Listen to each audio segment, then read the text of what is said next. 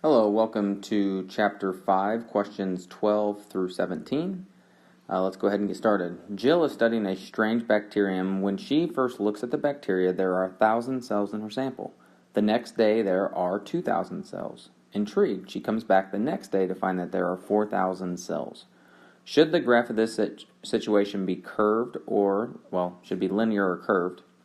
And then we're going to create a table and a graph for this situation. The inputs are the days that have passed after she first began to study the sample, and the outputs are the number of cells of bacteria. So the first question, based on kind of what we're just reading, what do we think? Do we think the graph of this situation should be curved or linear? Well, remember, if it's linear, then it should go up by a constant rate. And the first day it goes up by 1,000, but then the next day it goes up by 2,000. So that kind of throws out linear. So our guess would be that it is curved. And then on part B, we're going to create a table and a graph. Now the table, the X represents the time passed, which are the days. And then the Y value represents the number of cells of bacteria. So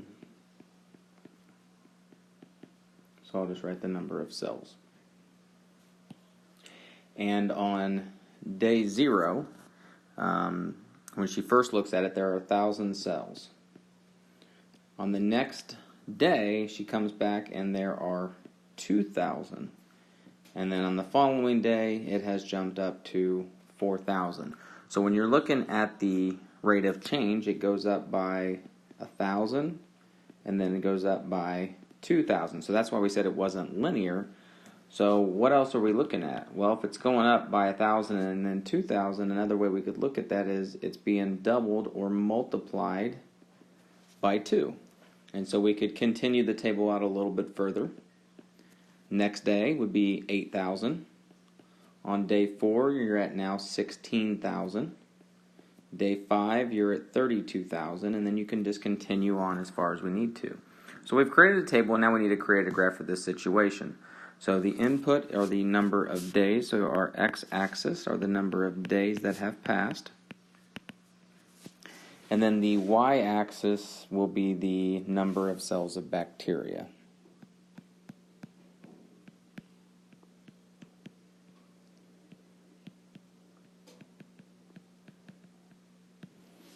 Alright, so we need to label our x-axis, and this we can probably just go up by ones. I'm going to go every 2 squares represents a unit, so that means every square is a half a unit.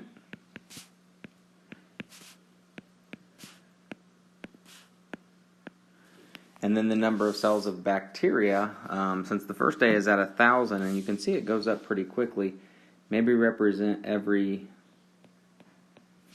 unit here is 1,000 units, and then I'm going to skip and start doing every 2,000. So every square, though, is 1,000. So this would be 6,000, 8,000. And it doesn't have to be exactly the same as what you've done, but this is just an example of what it could look like. Alright, and so if we're going to graph this, at the initial time, you're at 1,000. Okay, so that's a time 0. This is 0 right here and 0 right here. At day 1, it's gone to 2,000. Day 2, you're now at 4,000. Day 3, 8,000. Day 4, you're at 16,000, and that's as far as my graph, at least this one, has gone up, and then day 5 would be 32, and so on. So you can see it is not linear, it is a curve, which is what we kind of thought from the beginning because of the change that was occurring. And so I think we have answered all the questions on this one. Part B, I just want you to create the table and the graph, which we've done. Question 13, write each expression below in a simpler form. So we're looking at our exponent properties. So on the first one, part A, we have 5 raised to the 723rd power divided by 5 raised to the 721st. And this seems a little ridiculous because of the the number in terms of the exponent is so large, but if we know our properties, we understand that there are 723 fives in the numerator and 721 fives in the denominator. So a lot of those are going to cancel out and leave us with 5, and we can subtract the exponents to see how many we have left in the numerator.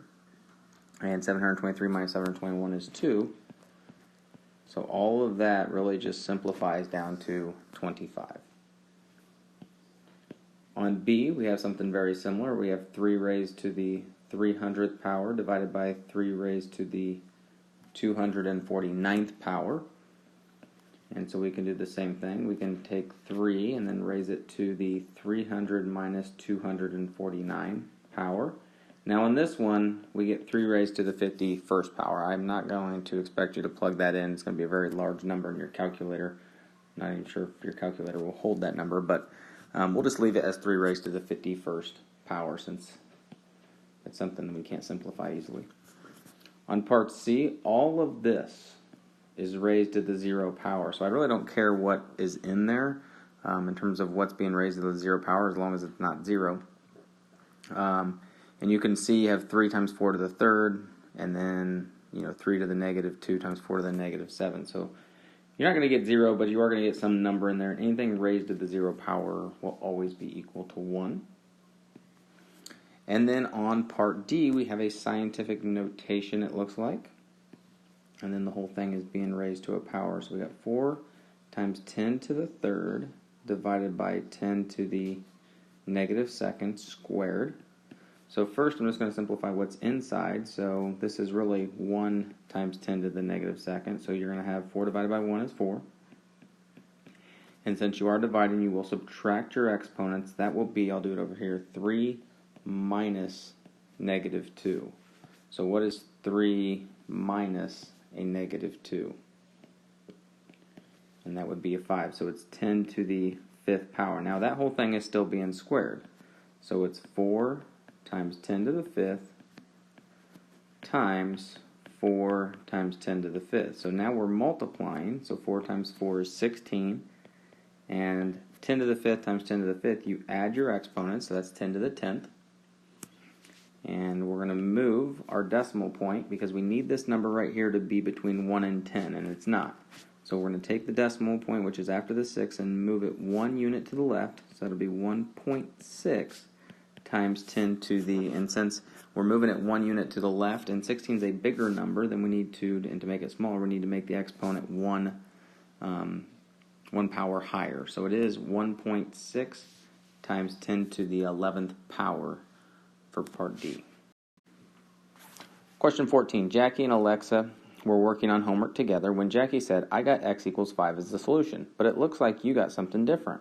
Which solution is right? I think you made a mistake, said Alexa. Did Jackie make a mistake? Help Jackie figure out whether she made a mistake, and if she did, explain her mistake and show her how to solve the equation correctly. Jackie's work is shown at the right. Okay, so let's kind of check to see if there is a mistake. Sometimes it's hard looking at someone else's work and trying to figure out what they have done wrong. One of the ways we can actually do this is to redo the problem ourselves and see if we can figure out what happened. So the first thing that we're looking at here is that this x plus 4 squared, just like we did a second ago, similar to the scientific notation, this is x plus 4 times x plus 4. That's what the squared means. Minus 2x minus 5. And then the same thing with the x minus 1. It's x minus 1 times x minus 1. Now you can see in Jackie's work she didn't show that. It doesn't mean she's wrong, but she didn't show that part. That's just to kind of help us see what we're doing here.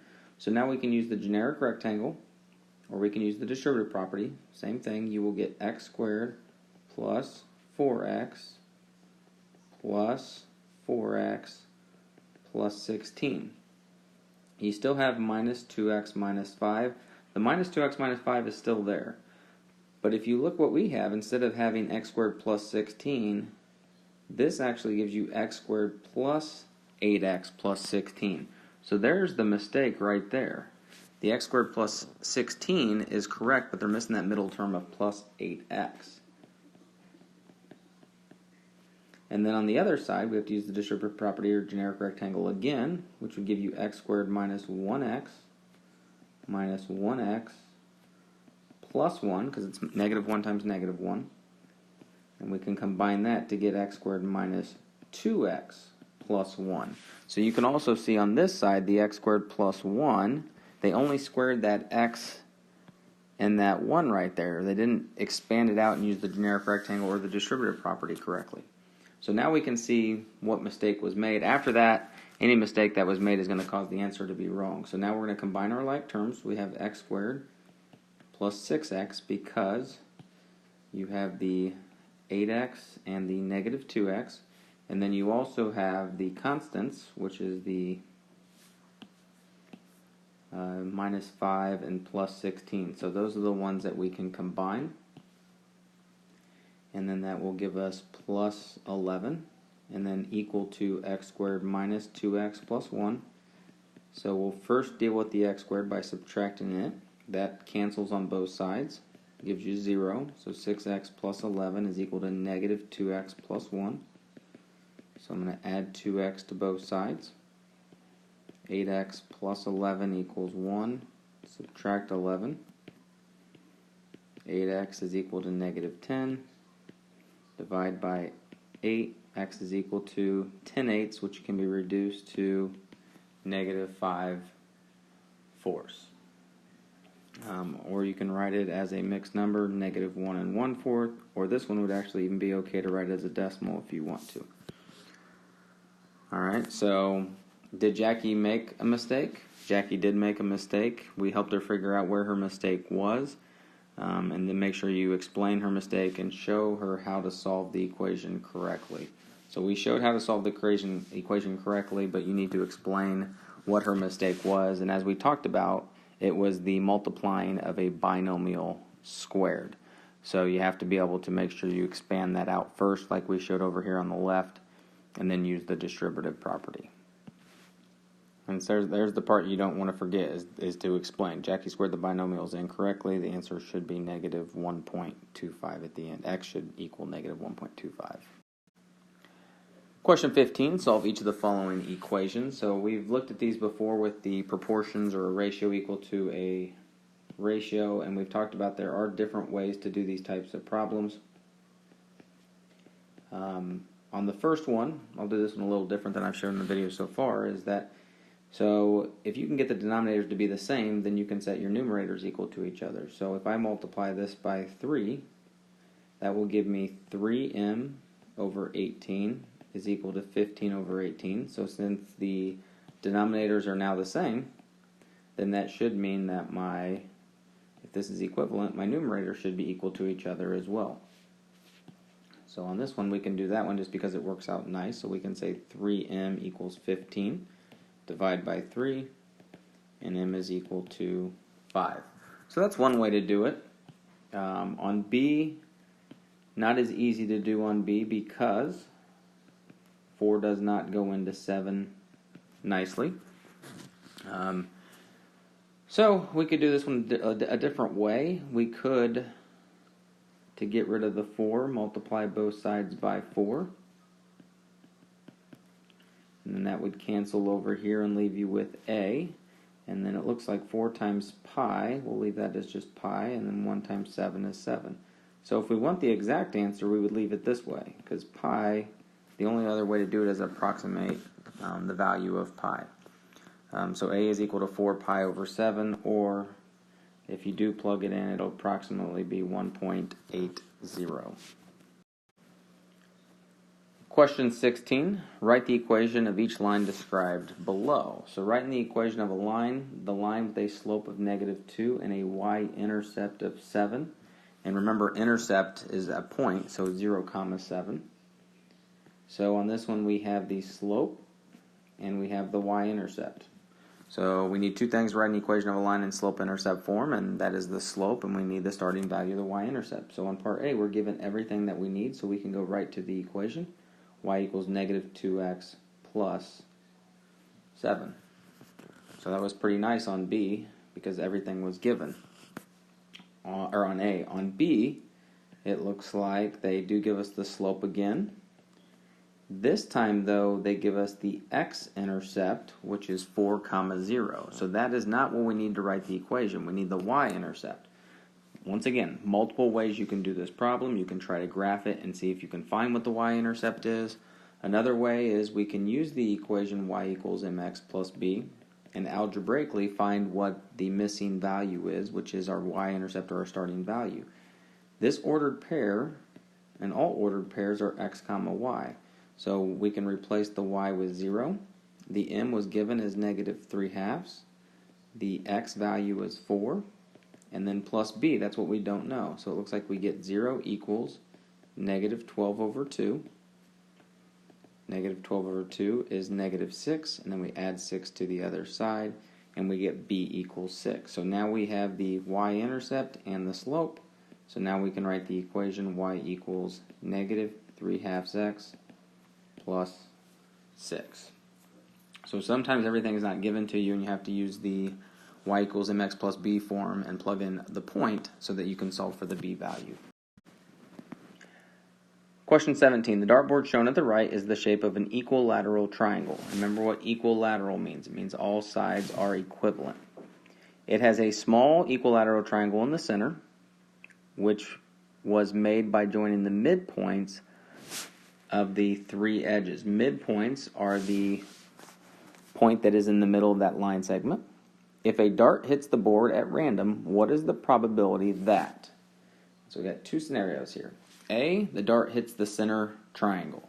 So when you're dealing with probability, you want to know, what your possible number is, and then, or how many, center triangles you have compared to how many total triangles you have. So the possibility of hitting, if I have to hit one of the, spots on the board, there's 4 triangles. So we know that there are 4 possibilities that I could hit. If it wants to know how, the probability of hitting only the center, well, there's only one center triangle. So that would be 1 out of 4, or 0.25. And another way we could write it is as a percentage, and that would be a 25% probability of hitting that center triangle.